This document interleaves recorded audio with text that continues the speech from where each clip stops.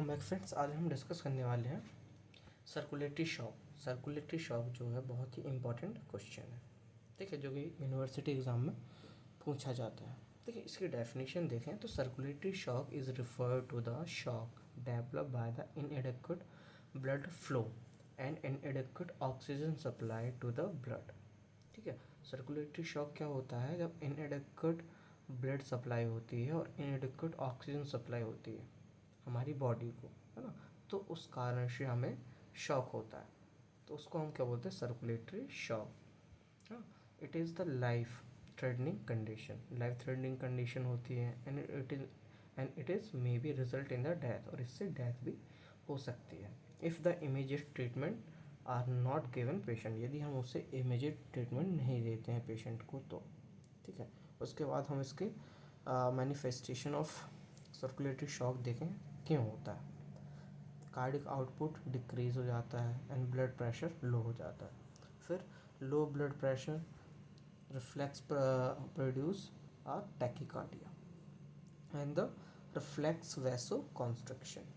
ठीक है, अब इस पे क्या होता है? टैकीकार्डिया हो जाता है और रिफ्लेक्स जो होता है इसका वैसो कॉन्स्ट्रिक्शन होने लगता है। फिर उसके बाद velocity of the blood flow decrease हो जाता है, ब्लड फ्लो डिक्रीज हो जाता है due to constriction of skin become a pale. Vasoconstriction के कारण स्किन पेल हो जाती है। फिर reduce of velocity of blood flow and provide the stagnant hypoxia. Stagnant hypoxia हो जाता है and the finally the damage of brain tissue. Brain tissue damage हो जाते हैं एंड कार्डियक अरेस्ट हो जाता है एंड किल द विक्टिम, और वो उस व्यक्ति को ख़त्म कर देता है। ठीक है, हम अब बात करें स्टेज ऑफ सर्कुलेटरी शॉक की, तो इसकी 3 स्टेज होती हैं। तो पहली स्टेज जो होती है, it is also known as non progressive stage. Non progressive stage होती है। Shock is not severe. Shock क्योंकि सीवियर नहीं होता, ब्लड प्रेशर डिक्रीज हुआ होता ओनली मॉडरेटली, है ना, and regulatory mechanism of body operate the successfully to the stabilize the normal blood pressure. इस पे जो बॉडी मैकेनिज्म होता है वो नॉर्मल ब्लड प्रेशर बनाए रखता है, ब्लड फ्लो भी नॉर्मल बनाए रहता है। And the shock is a non progressive. Shock जो होता है नॉन प्रोग्रेसिव होता है। So person can recover this stage, और पर्सन इससे रिकवर कर सकता है। एंड रेगुलेटरी मैकेनिज्म में क्या होता है? बैरोरिसेप्टर्स होते हैं, रीनल मैकेनिज्म होता है और एडीएच रिलीज होता है, इसका रेगुलेटरी मैकेनिज्म। ठीक है, ठीक है। उसके बाद सेकेंड स्टेज देखें तो सेकेंड स्टेज क्या होती है? Second stage is also called progressive stage. Progressive stage होती है and shock is severe. Shock severe होता है and regulatory mechanism become inadequate to compensate.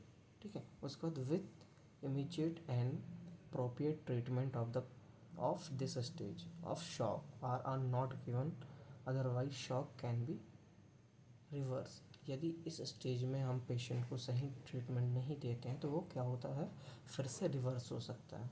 And during this stage blood pressure fall a low BP, मतलब इस stage में blood pressure बहुत ज़्यादा गिर जाता है या फिर बहुत ज़्यादा कम हो जाता है। ठीक है, अब थर्ड स्टेज की बात करें तो third stage is the last stage of collapse. मतलब थर्ड स्टेज होता है और लास्ट स्टेज होती है कोलैप्स की। उसके बाद it is also called refractory stage and irreversible stage. ठीक है, इरिवर्सिबल मतलब इससे पर्सन ठीक भी हो सकता है या फिर इससे इसकी डेथ भी हो सकती है। इरिवर्सिबल, ठीक है,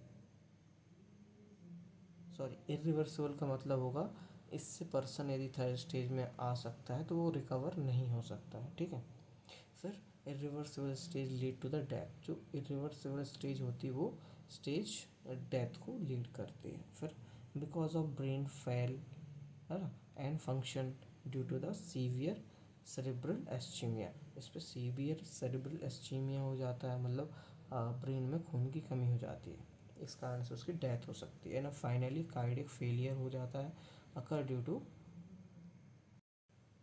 to decrease in the myocardial activity. Myocardial activity decrease आती है, इस कारण से उसकी डेथ हो सकती है। फिर उसके बाद टाइप ऑफ सर्कुलेटरी शॉक। तो टाइप ऑफ सर्कुलेटरी शॉक की बात करें तो 4 टाइप का होता है। Hypovolemic shock, destructive shock, cardiogenic shock, obstructive shock. तो सबसे पहले हाइपोवॉल्यूमिक शॉक होता है, shock due to the decrease blood volume is called hypovolemic, blood volume कम हो जाता है। An important manifestation of this type of shock are, low blood pressure होगा, स्किन कोल्ड पेल हो जाएगी, थिन थ्रेड पल्स हो जाएगी, इंक्रीज रेस्पिरेटरी रेट हो जाएगा एंड रेस्टलेसनेस हो जाएगी और डिक्रीज हो जाएगा कार्डियक आउटपुट। ठीक है, फिर सेकेंड की हम बात करें, इसी पे सॉरी, हाइपोवॉल्यूमिक शॉक क्यों होता है अगर, हेमरेजिक शॉक के कारण हो सकता है, ट्रोमेटिक शॉक के कारण हो सकता है, सर्जिकल शॉक के कारण हो सकता है, बर्न शॉक के कारण हो सकता है या फिर डिहाइड्रेशन शॉक के कारण हो सकता है।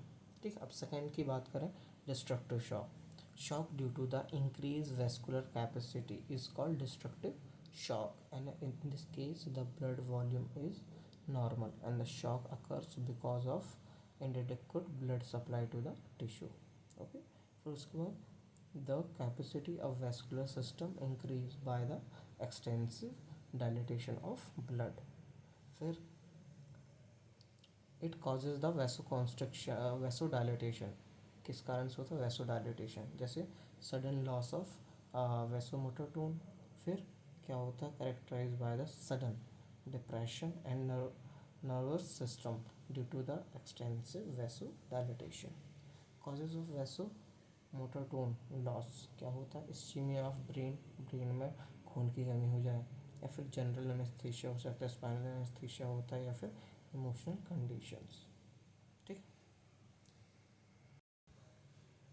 थर्ड है कार्डियोजेनिक शॉक। कार्डियोजेनिक शॉक क्या होता है, cardio shock due to the cardiac disease is called cardiogenic shock, occurs in the cardiac disorder such as जैसे arrhythmia, particular those which lead to the reduced cardiac output। फिर shock due to the ischemia and shock due to the heart failure, ये कारण हो सकते हैं हमारे cardiogenic shock के। ठीक है, उसके बाद ऑब्स्ट्रक्टिव शॉक क्या होता है, the shock to obstruction in the blood flow, जब ब्लड फ्लो में ऑब्स्ट्रक्शन होता है through the circulatory system is called obstructive shock. अब इसका कारण क्या हो सकता है, शॉक ऑफ ऑब्स्ट्रक्टिव शॉक, है ना, कॉजेज ऑफ ऑब्स्ट्रक्टिव शॉक, तो shock due to the myocardial trauma हो सकता, ट्यूमर हो सकता है, shock due to the cardial temperature हो सकता है, या फिर shock due to the pulmonary obstruction हो सकता है। तो ये हो गए हमारे शॉक, शॉक उसके टाइप।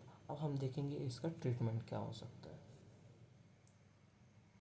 ठीक है, तो यदि किसी को शॉक होता है तो उसका ट्रीटमेंट क्या हो सकता है, हम उसको ब्लड ट्रांसफ्यूज़न करा सकते हैं, प्लाज्मा ट्रांसफ्यूज़न करा सकते हैं, एडमिनिस्ट्रेशन ऑफ प्लाज्मा सब्स्टिट्यूट करवा सकते हैं, उसके बाद एडमिनिस्ट्रेशन ऑफ सिम्पैथोमेटिक ड्रग कर सकते हैं, उसके बाद एडमिनिस्ट्रेशन ऑफ ग्लूकोकॉर्टिकॉइड्स करा सकते हैं ट्रीटमेंट, एंड ऑक्सीजन थेरेपी और by the changing of posture. तो ये सारे ट्रीटमेंट है किसके, शॉक के। तो this is all about shock. I hope आपको वीडियो पसंद आई हो, तो ज़्यादा से ज़्यादा लाइक, शेयर और चैनल को सब्सक्राइब ज़रूर करें। Thank you.